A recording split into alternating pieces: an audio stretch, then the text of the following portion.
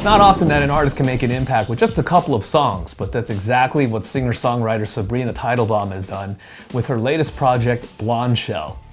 With tracks like Olympus and Kiss City, fans and critics alike were abuzz for their vulnerable lyrics as well as the alt-rock 90s vibes that they harken back to.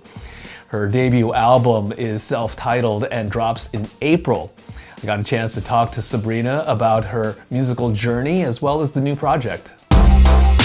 Blondshell is the current project name of Sabrina Teitelbaum, singer-songwriter who grew up in New York City and learned how to play guitar and piano at a very young age.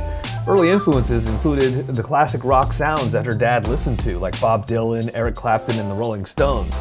During high school, though, she discovered the likes of Bon Iver and early Tame Impala while performing around the city. Inspired, she moved cross-country to attend USC, where she started crafting dark pop songs under the name Bomb, eventually releasing an EP and a handful of songs.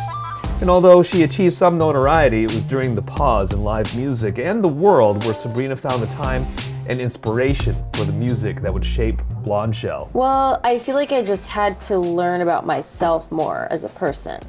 And then once I did that more and more, it became easier for me to write and sort of like get past those walls. There were definitely walls writing where I was like, I don't know what to sing about, because I was just like, I wasn't so confident in my perspective.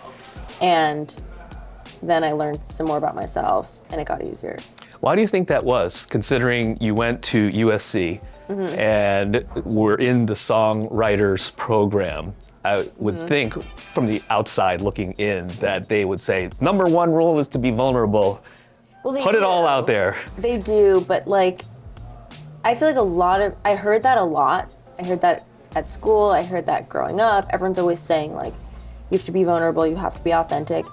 And I feel like those words don't have that much power when it's just the words and it's not like, I don't know, it's like, what does that mean if you don't really know who you are yet?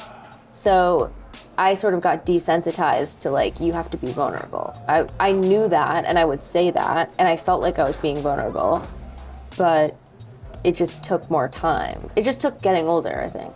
The lyrics on many of Blondshell's songs are cutting and raw, tackling topics ranging from heartbreak, addiction, becoming sober, and navigating adulthood. I honestly think a big part of it was just like having more time on my hands. And I was sort of in the rhythm of like, I'm constantly hanging out with people. I'm never alone. I'm like doing all these things with my friends every single day and I'm working and blah, blah, blah. But then when everything stopped, I had all these uncomfortable feelings that I had to just like sit with. There was nothing that I could do about it because I was like, the whole world is just on pause right now. And I think that's why all those songs came out then, because I sort of had to look at everything and write about it. The track Olympus garnered much attention last year as it detailed a romantic infatuation exacerbated by substance abuse. How hard was it to write Olympus? It wasn't, I think it's really hard to go through the experiences and then it's just a relief to write about the experiences. So it wasn't painful for me to write any of these songs. It was like, I was having painful feelings and then the songs were my way of trying to make myself feel better. So very cathartic. Yes, yes.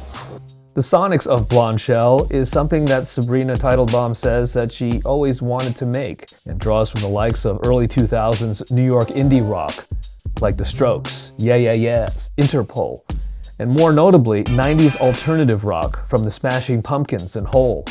Something that I noticed in the unreleased track Salad. We were all listening to Siamese Dream, like me and Eve and everybody who was playing and everyone who was working on the album, we were all listening to Siamese Dream. And I think with that song in particular, I was sort of just like, I didn't really go into it being like, I want it to sound like this song or this song. I just sort of felt like, I just want to do the song justice in the production. And it was kind of more ballady when I wrote it. And then we sort of had that like murder lullaby kind of piano part and then the drums came after that.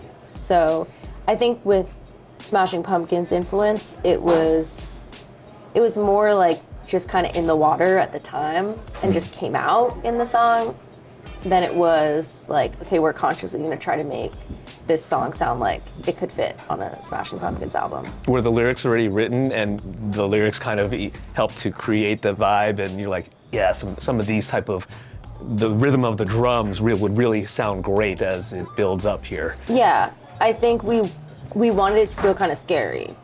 Like there's a buzzing that happens the whole time in the song that's like sort of a low pitch buzzing.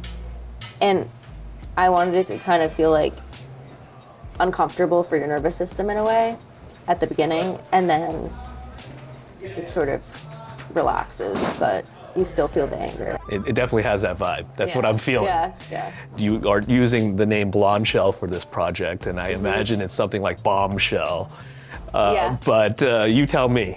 I think it did kind of come from that. It was like here to here to here. Like, okay, bombshell, blonde. Like there were a lot of different things before I got to Blondshell, but I think it did come from that. I just honestly was having dinner with my sister and was like, I want to do this new project. I've been making this album. I have all these songs, and I need a new name because I feel like a different person, and I feel like it's just an entire different artist project. And I was like, I need a new name for it. And I don't know which one of us said it, but one of us said it, and then we were both like, that works. Is she also blonde? No. Oh. Dark hair. So maybe bouncing back and forth, it's like, okay, looking at each other. Yeah, very possible. So excited for what Blondshell has coming up. Her debut album drops April 7th, and she's kicking off her very first headlining tour as Blondshell in July, so make sure you check her out.